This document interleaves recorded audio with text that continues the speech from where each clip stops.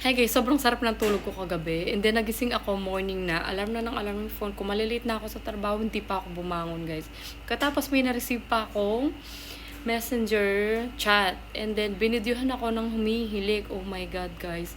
Ako, humihilik ako. It's either pagod na pagod ako or masarap talaga ang tulog ko. And then thank you talaga dito sa tinik kong DN Melatonin guys. Pag nagtitake ako nito, wala talagang bali-bali ko sa higaan, diretsong tulog, gugising ka na lang umaga na. So, sa mga nahihirapang matulog, maraming iniisip dyan. Sinusumpungan ng insomnia.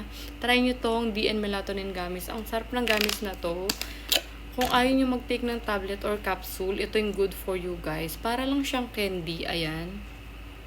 60 capsule na to sa isang bottle. And then, ang bango, ang sarap niya pa. Pero, huwag ka.